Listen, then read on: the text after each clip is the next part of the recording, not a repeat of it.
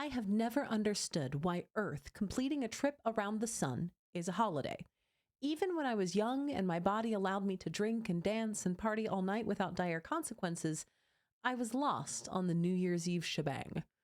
Maybe it's because I'm an introvert. Maybe because I was always still in the holiday hangover from back to back to back Halloween, Thanksgiving, Christmas triple threat.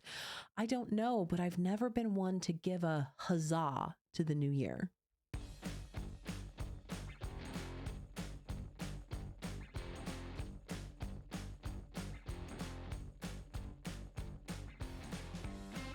But everyone else seems to care. This is the time of year when motivation is highest to try new things, pursue dreams, and commit to new levels of self-improvement. Gym regulars brace themselves for the onslaught of January resolutioners. Hobby and craft stores sell a ton of yarn to folks who will inevitably abandon knitting or crocheting a weather blanket by February. I imagine refuse collection goes up a smidge as folks purge and reorganize and rearrange, swearing they are going to get their clutter under control. It's also when all this talk of resolution really kicks up. I am going to be happy this year. I am going to make myself happy. Beyond just not really getting the whole new year as a reason for celebration, I've never really liked resolutions. I've tried them before. Hard resolutions. I'm going to lose 50 pounds this year. Soft resolutions. I'm going to read more. Some years I did okay with them. Some years I forgot I'd resolved anything at all. What I do know is that resolutions did little for me personally. Luckily, failing to stick to a resolution never made me feel all that bad. Again, most of the time, I just forgot about the resolution until December when the new year, new me rhetoric started back up again. Oh yeah, I was going to read more. Did I do that? I mean, I read some stuff. Was it more than the year before? I don't know. Oh, 50 pounds. I'm sure I lost that. Or at least I lost a pound, gained it back, and lost the same pound at least 50 times, probably more. That's a win, right?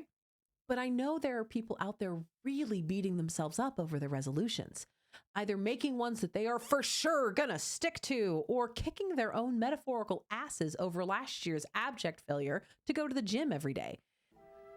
I'm kicking my ass, damn I! It seems like a distressing cycle of deciding what bits of yourself you hate, committing to changing that bit, and then hating yourself for not changing the bit. You can't hate yourself into improvement. You can't hate yourself into improvement.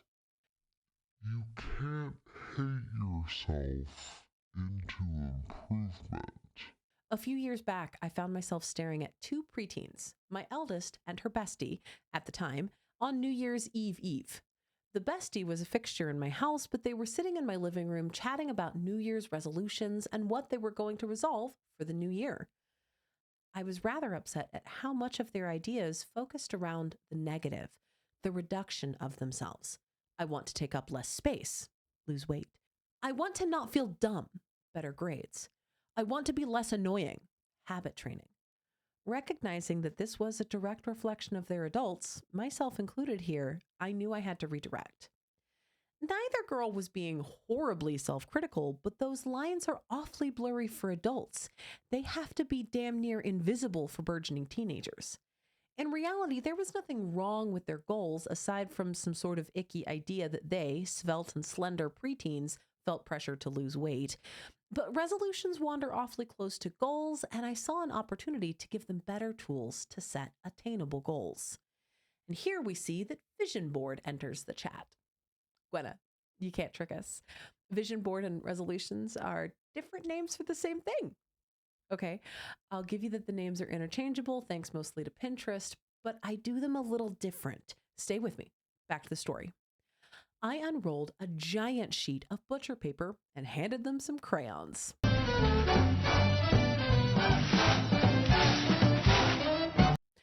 Parent pro tip, buy a roll of unwaxed butcher paper.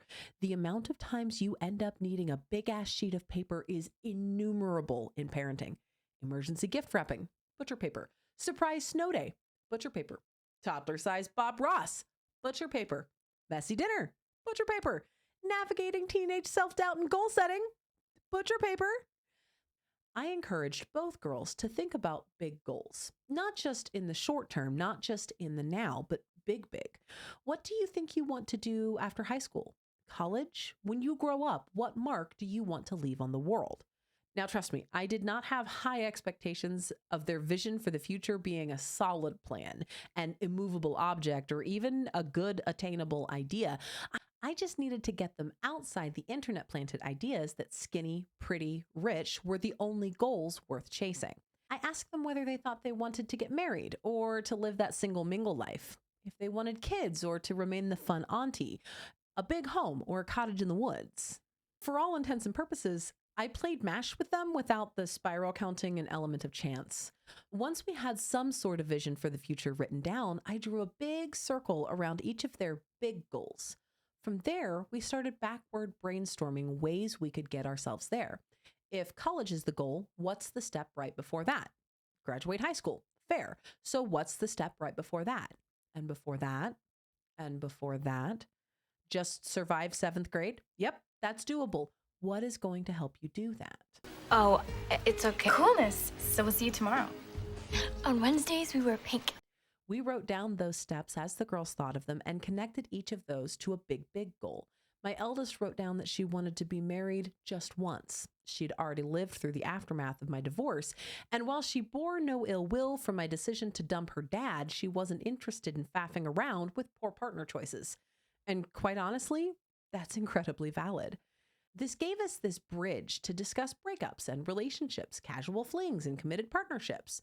We were able to drill down to a viable goal for her as a 13-year-old that would eventually aid in her romantic relationships, and the monumental task of deciding who, when, and why to marry someone that wasn't nearly so lofty as don't marry someone I'll later have to divorce. Communication is key, and learning how to listen is hard. So we crafted a goal that improved her listening skills. Listen to me, I'll sing the song to change your mind. The goal that went on her vision board was give bestie silent rant sessions. We even went so far as to define what a rant session was.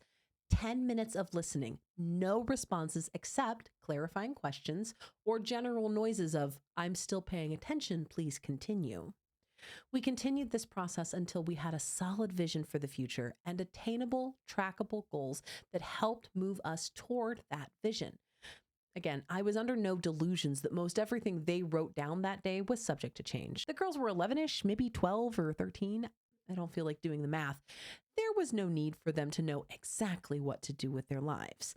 But if they were going to participate in this new year, new you rhetoric, it felt important to show them how to do it safely. I also wanted to give them the framework to view self-improvement as things you add, not things you take away. Losing weight is a loss. It's right there in the phrase, lose weight. But if the idea is to add to your life instead of subtracting, a better mindset with the same results could be run a 10-minute mile, or personal record lift of X pounds or kilograms, or ride a roller coaster. The pursuit of any of these goals will result in a healthier, more stable, and yes, maybe even more slender physique. But you're adding to yourself, not simply trying to attack cells of lipids and energy storage. 4 years later, and I still do an annual vision board, reinforcing my big goals and forming new ones as some are accomplished or my vision for the future shifts away. There was a period in my life where I thought I wanted to be a farmer. I don't now, and that's okay. Growth is not linear.